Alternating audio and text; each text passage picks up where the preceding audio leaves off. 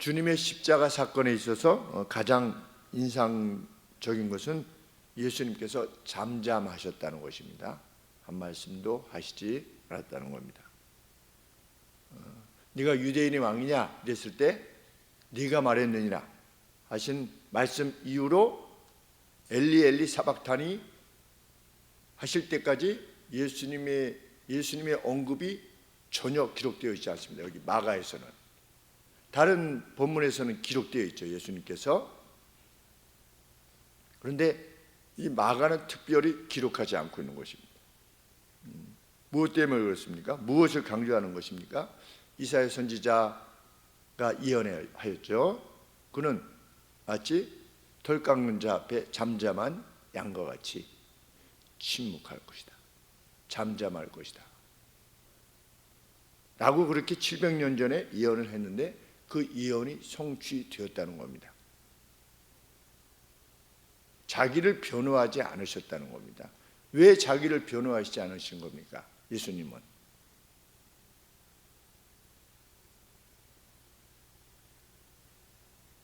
나는 죄 없이 나한테 왜 그러느냐 라든지 나는 이렇게 죄가 없지 않느냐라고 왜 예수님은 자신을 하나도 변호하지 않는가? 빌라도가 이상하게 여길 만큼 이 많은 고소들을 너한테 하는데 너는 왜 한마디도 안 하느냐? 빌라도가 예수님께 그렇게 말했는데 예수님은 왜 변명하시지 않으셨습니까? 사람들의 고소 때문에 지금 예수님이 죽으시는 게 아니고 인류의 죄 때문에 죽는 것이기 때문에 변명하시지 않는 겁니다. 왜 털 깎는 자 앞에 잠잠한 양같이 죽음을 그대로 받아들이셔야만 했는가? 인류의 죄를 대신 감당하시기 위해서 오셨기 때문에 목적 자체가. 그래서 전혀 변호하시지 않으셨다는 겁니다. 자기를. 마가는 또한 꺾이지 않는 마음도 기록하지 않았다는 겁니다. 이제 한때 요새는 조금 수그러들었는데 꺾이지 않는 마음 누가 말했죠? 누군가 말했어요. 꺾이지 않는 마음이라고 하는 말을 했더니 그것이 그 뒤로 어떤 사람이 용기를 가지고 이게 나아가는 모습을 일컬을 때 꺾이지 않는 마음이라고 하는 표현을 계속 쓰는데 예수님의 기록에 있어서 예수님은 꺾이지 않으셨다 이렇게 표현하고 있습니까? 아니지요. 예수님은 단지 털 깎는 자 앞에 잠잠한 양같이 성부 하나님의 뜻에 온전히 복종하셨다는 겁니다. 예수님은 강한 전사로 그려지지 않습니다. 지금 그냥 나는 내 십자가를 간다 뭐 이렇게 그려지지 않고 있지요. 예수님은 도살장으로 끌려가는 양같이 지금 끌려가고 계시는 겁니다. 이거 원래 누가 그렇게 가야 되는가? 우리 인류가 그렇게 가야 되는 건데 자기 죄 때문에. 이 공간복음의 기록자들은 예수님의 죽으심이 당당한 죽음이다 이렇게 기록되어 있지 않고 죄인 중에 한 사람으로 역임을 받아서 죽으셨다는 겁니다. 예언 그대로. 그런데 예수님 당대에는 그 종교적으로 순교할 때 유대주의자들이 종교적으로 순종할 때 큰 소리로 외쳤다는 겁니다. 자신의 믿음을. 나는 하나님을 이렇게 믿는다 이렇게 해가지고서 그걸 지켜보는 사람들이 그 마음이 막 이렇게 업돼가지고 나도 이렇게 동참해야 되겠구나 이렇게 해주는데 예수님은 그것이 하나도 없는 겁니다. 예수님은 내가 이렇게 죽어가는데 야 나는 이렇게 죽어가는 거야 너희들 나의 정신을 따라와야 돼 뭐 이렇게 하시지 않았다는 겁니다. 왜? 세상 죄를 위하여 대신 벌을 받고 계시는 거니까.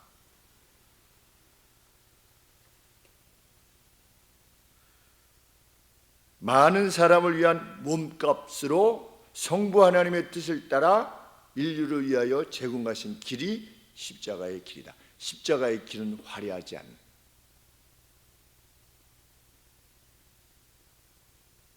주님은 단지 어린 양이셨을 뿐이다.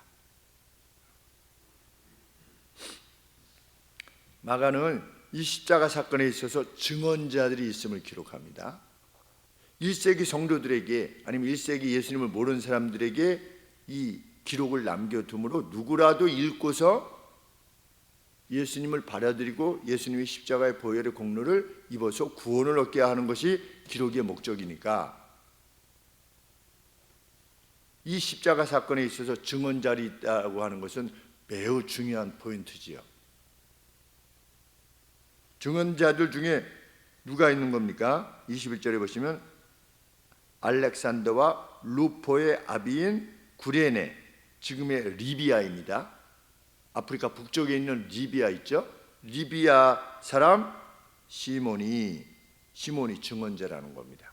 시몬이 어떻게 했다는 겁니까? 예수님의 십자가의 이 빔을 지었다는 겁니다. 그런데 오늘 이렇게 주석에 보니까 십자가 틀이 이 수직과 수평으로 되어 있죠. 그런데 수직으로 된 거는 영구 고정적으로 이렇게 수직으로 되어 있답니다. 그러니까 그 반은 늘 이렇게 거기 있는 거죠. 그런데 이제 수평만 가지고 가는 겁니다. 누가? 그 죄인이. 근데 예수님께서 고난을 많이 당하셔서 그랬겠죠. 그래서 누가 대신 지도록 했다? 당시 로마법에 의하면 군사들이 무엇을 명해서 누구로 하여금 짐을 옮기도록 했다고 합니다. 그 당시의 법이. 그래서 지나가던 사람, 시골로부터 올라왔던 구레네 시몬이라고 하는 사람을 명령을 해가지고 예수님의 그 수평 빔을 지고 가게 한 겁니다. 이것이 무엇 때문에 기록됐는가? 그런데 누구의 아버지라고 합니까? 21절에 보시면 알렉산더와 루포의 아비다. 이 마가복음을 받았던 사람들은 알렉산더와 루포스에 대해서 알고 있는 겁니다. 그런데 이 알렉산더와 루포가 누구냐? 초대교회 성도였던 겁니다. 그래서 이 마가복음에 이거 기록하면서 이 십자가 사건이 진짜 사건이다. 왜? 그 중에 하나 증언자가 누구냐? 알렉산더와 루포스의 아버지 시몬이라는 겁니다. 그때 알렉산더와 루포스의 아버지 시몬이 그걸 맸는데 그 맨 시몬의 아들 둘 다가 초대교회에 있어서 누구라도 알 수 있는 유명한 성도가 된 겁니다. 이것이 얼마나 이 마가에 있어서 중요한 포인트겠습니까? 십자가는 정말이었고 그 사건을 누가 지켜본 겁니까? 이 십자가 사건을 단지 메고 갔다 정도가 아니라 그 십자가에 가서 예수님이 달리시고 행하신 모든 것을 누가 본 겁니까? 시몬이 본 겁니다. 그 시몬이 증언하는 거죠. 그래서 그 증언으로 아들 둘이 예수님을 믿게 된 겁니다. 이런 명백한 증거가 있다는 겁니다. 그것이 증거인 겁니다.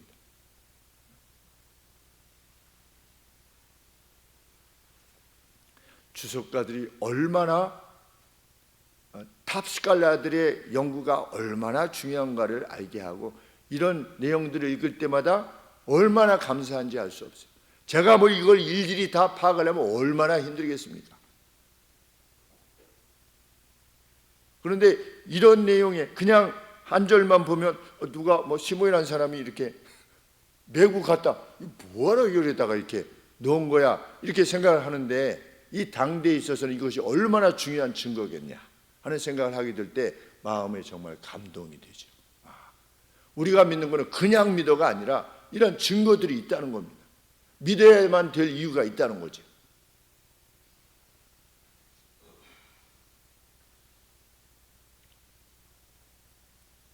이어서 마가가 증언합니다. 예수를 끌고 어디로 갔느냐? 골고다라. 골고다의 장소라고 하는 걸 번역하면 해골의 장소라고 하는 곳에 이르러 모략을 탄 포도주를 주었으나 누가 주었는지는 알 수 없어요. 모략은 아시다시피 진통제입니다. 그래서 십자가에 못 박기 전에 자비를 베푸는 겁니다. 사람의 모셔다 이렇게 직접 이렇게 하려니까 나름대로 자비를 베풀기 위해서 진통제를 섞은 것을 준 겁니다. 모략을 탄 포도주를 믹스해 가지고 주었을 때 예수께서 어떻게 하셨다? 받지 아니하셨다. 예수님에게는 받아야 될 잔이 있는 겁니다. 받으셔야 될, 마셔야 될 고난의 잔이 있는 거죠. 이 모략을 섞은 진통제의 포도주가 아니라 고난의 포도주, 이 잔이 있으셨던 겁니다. 그 잔을 마지막까지 다 마시기를 원하셨던 겁니다.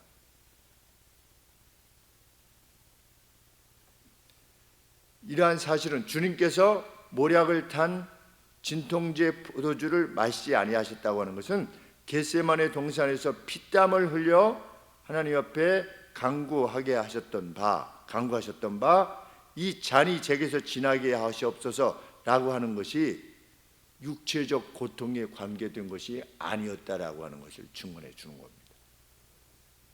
만약에 육체적 증언이었다면, 육체적 고통을 감화해 달라고 하는 것이었다면 진통제를 마셨겠죠. 우리 주님께서.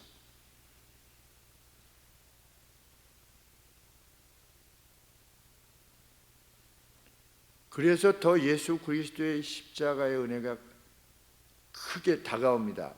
예수님의 육체적 고통 때문에 괴로워하신 것이 아니라고 하는 사실 때문에. 그러면 하나님의 진노는 뭐였느냐? 우리가 구체적으로는 알 수 없습니다. 그러나 예수님의 마지막 말씀에 비춰보면 하나님에 의해서 버림을 받은 겁니다. 나의 아버지 어찌하여 나를 버리셨나이까? 하나님과 세퍼레이트 되는 겁니다. 하나님과 분리되는 것, 버림을 받는 것. 뭐 때문에? 죄 때문에. 그것이 예수님이 당하신 고난의 본질이었다는 것을 알게 됩니다. 우리 저 부활절 때 보면 늘 필리핀의 어떤 사람이 매번 여기다가 못을 박지 않습니까? 자기가 십자가의 고통을 대신 지겠다라고 이게 고통을 자기도 감당하겠다고 그래가지고 이제 구교를 믿는 거겠죠. 여기다가 십자가에다 그냥 나무에다가 자기가 매달리는 겁니다. 해마다 해외 토픽에 매번 나왔던 것이 기록되는데 아마 기네스북에 올라왔는지 모르겠지만 예수님의 고난의 본질은 그게 아닌 겁니다.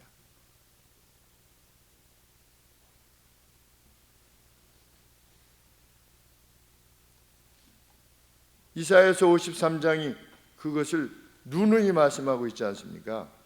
그가 찔림은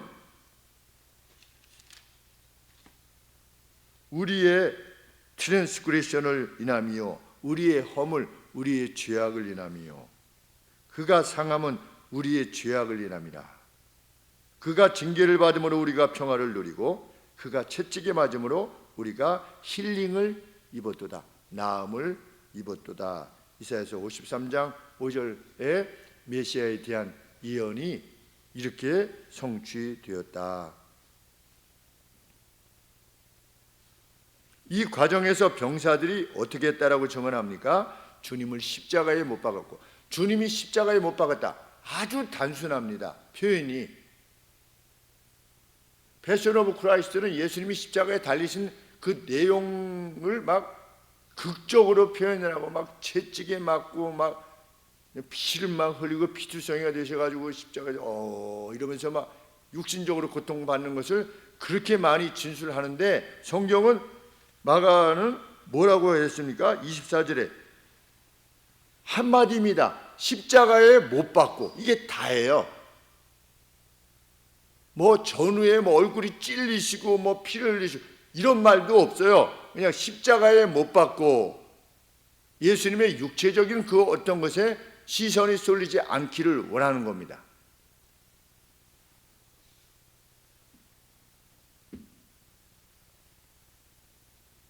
그들은 주님을 십자가에 못 박았으며 시편 22편의 예언의 말씀 그대로 주님의 옷들을 제비 뽑아 나누었다.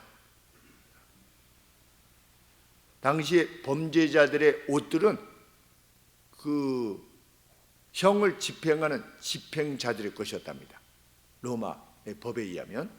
그러니까 십자가에 못 박은 사람들이, 병사들이 그것을 나눈 겁니다.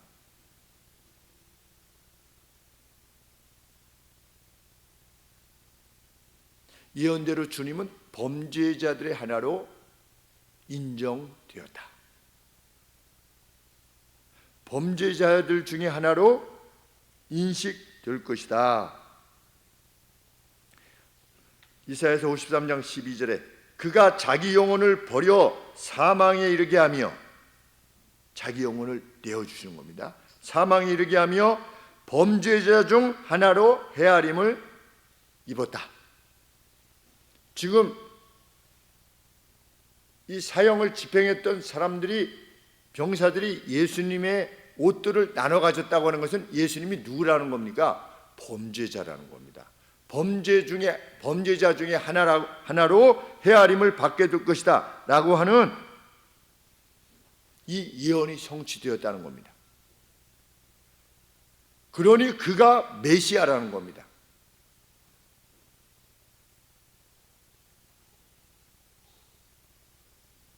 그리고 일반적으로 이제 로마 때에는 일반적으로 벌을 집행할 때 그 죄인의 죄목을 구체화했다고 합니다. 왜 이것을 집행하는가에 대해서. 그런데 주님에 대한 고소의 기록은 무엇이었습니까? 유대인들의 왕이라. 고소입니다. 고소의 제목의 내용이. 그런데 유대인들의 왕이라고 하는 이 표현은 이스라엘 백성들에게 있어서 메시아라고 하는 겁니다. 그리고 뭐라고 쓴 겁니까? 메시아다 이렇게 쓴 겁니다. 고소 제목을. 역설적으로 십자가에 달리신 예수님 위에 뭐라고 그 타이틀이 있게 되는 겁니까? 메시아이시다. 이렇게 타이틀이 붙여진 것입니다.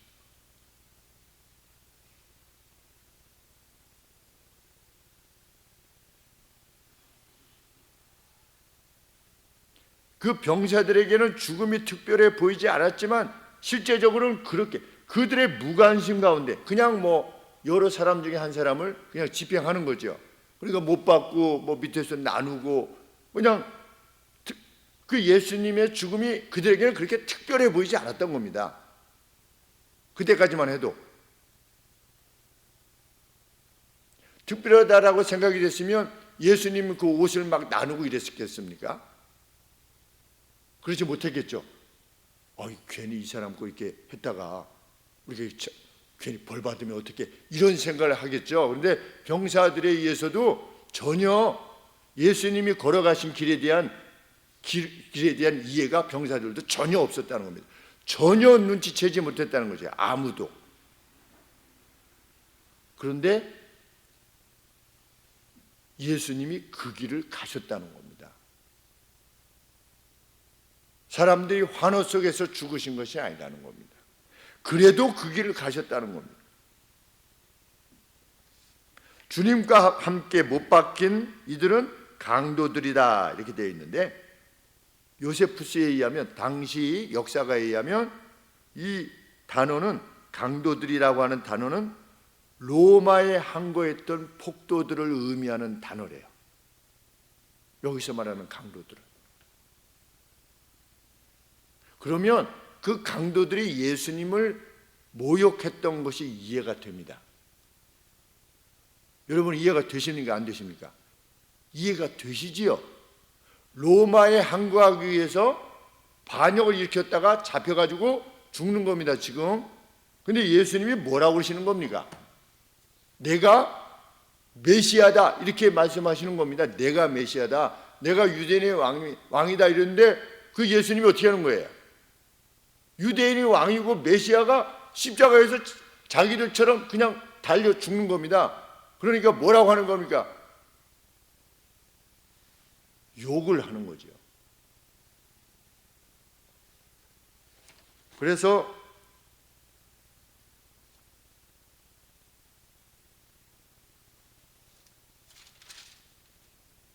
(32절) 하반절에 십자가에 못 박힌 자들도 예수를 욕하더라.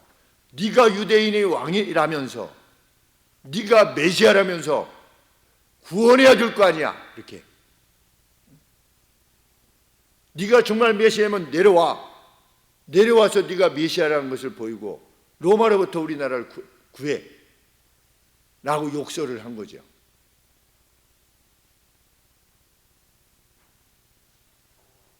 그들은 예수님이 그렇게 어린 양같이 죽으신 이유에 대해서 그 죽음의 이유를 전혀 알 수 없었다는 겁니다. 누구도 예수님의 죽음의 이유를 알 수 없었습니다. 제자들을 비롯해서 모두가. 그런데 하나님의 열심으로 그 길을 뚜벅뚜벅 이루어 가신 겁니다. 우리 하나님께서. 온 인류 역사가 노아의 시대를 비롯해서 어릴 적부터 그 생각하는 것이 늘 항상 악하다고 정의되어진 인류임에도 불구하고 하나님은 계속해서 그 구원의 길을 이루어 가셨다는 겁니다. 그것이 십자가의 길이라는 것이죠.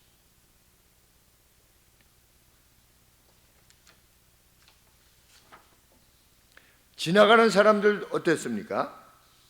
지나가는 사람들 역시 예수님을 욕했대요.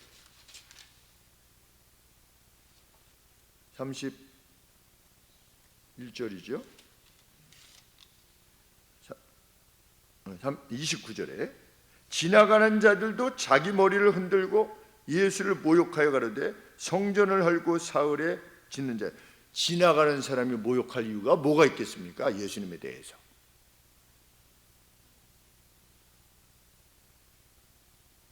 뭐라고 말했다고 그럽니까? 성전을 파괴하려던 3일에 다시 짓고자 한 너여, 이렇게 조롱했다고 합니다. 욕설을 퍼부어야 될 이유가 전혀 없음에도 불구하고 그렇게 주님의 가치를 인정하는 사람은 아무도 없었다. 그래도 주님은 그 길을 가셨다.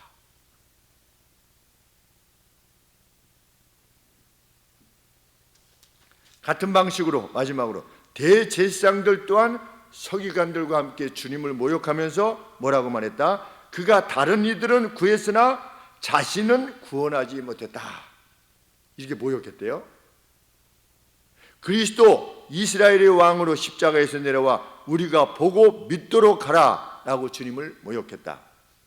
그런데 아까 유대인의 왕이라고 메시아라고 하는 이 고소 제목을 붙였듯이 역설적으로 그들의 입으로 말하는 거죠. 뭐라고? 그가 다른 이들을 구했으나 자신을 구원하지는 못했다. 정말이지요. 왜 예수님이 자신을 구해내지 못한 것입니까?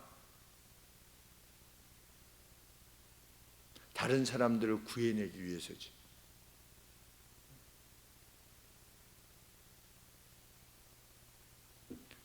마가가 증언하고자 하는 바가 무엇입니까? 그렇게 십자가는 사랑이었다. 그리고 우리가 받은 구원은 그 사랑의 증표다. 주께서 털 깎는 자 앞에 잠잠했던 양 같았던 것은, 우리를 위해서 그 잔을 다 마신 것은 그만큼 우리를 위하셨기 때문이다. 다른 이유가 전혀 없다는 겁니다. 다른 그 어떤 이유도 없다는 겁니다. 왜 하나님의 아들이신 예수님이 오셔서 그 고난을 감내하셨는가? 우리를 그토록 위하셨기 때문이다. 우리 시편에 보면 그제인가요? 그저께인가요? 우리 시편의 내용에 성부 하나님이 성자 예수님과 관계하여서 이것에 대해서 서로 말씀을 나눈 거에 대해서 이 시편에 이미 기록되어 있지요. 단지 예수님의 사랑이 아니라 누구의 사랑이다? 실은 시편 110편에 보시면 여호와께서 내 주께 말씀하시기를 내가 너의 원수로 내 발등상이 되기까지 너는 내 우편에 앉으라 하셨도다. 여호와께서 성부께서 시온에서부터 주의 권능의 호를 내어 보내시리니 주는 원수 중에서 다스리소서. 4절 말씀에 여호와는 맹세하고 변치 아니하시리라. 성부 하나님께서 이르시기를 성자 예수 너는 멜기세덱의 그 제사장의 반차를 쫓아 그 반열을 쫓아 영원한 제사장이라 하셨도다. 누가 이렇게 하신 거냐? 성부 하나님이 목적하시고 아들과 함께 이 일을 이루셨다는 겁니다. 우리는 우리를 사랑해 오신 부모님을 사랑합니다. 그렇죠? 우리를 사랑해 오신 부모님을 사랑합니다. 그와 같이 우리는 우리를 사랑해 오시는 그리스도를 사랑합니다. 그것이 우리가 그리스도를 사랑한 마땅한 이유라 믿습니다. 자기 아들을 보내시기까지 하나님이 세상을 이처럼 사랑하사 so love했다. 이처럼 사랑했다. so that 어느 정도로 자기 아들을 보내셔서 그를 믿는 자로 하여금 구원에 얻도록 하시기 위하여서 자기 아들을 보내실 정도로 세상을 이처럼 사랑하셨다. 그 성부 하나님을 찬양할 것이며 그 아버지의 뜻을 좇아 우리를 사랑하셔서 어린 양과 같이 우리를 자신을 내어주셔서 우리를 위하셨던 그 예수님을 우리는 사랑할 것이며 오늘 우리 안에 계셔서 바로 그 사랑을 입은 이들이 너희들이다 라고 말씀하시는 성령 하나님을 높이지 않을 수가 없는 것입니다. 우리는 그렇게 신적 은총을 입은 이들입니다. 이 자리에서 주의 복음을 사모하고 있다는 사실만으로도 확증된 것입니다. 그 감사와 기쁨으로 우리의 믿음 생활이 계속 이어지기를 소원합니다. 기도하겠습니다.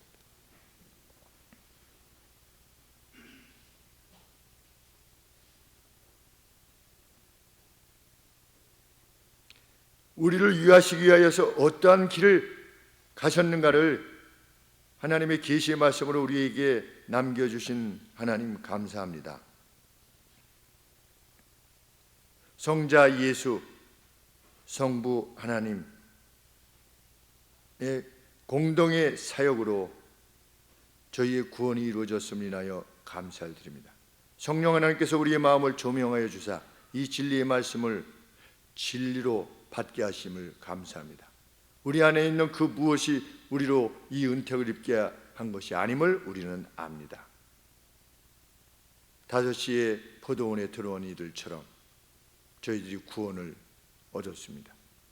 그리고 1만 달란트 빚을 탕감받은 자와 같이 아버지 죄의 빚을 탕감받았습니다. 멀리 기다리시는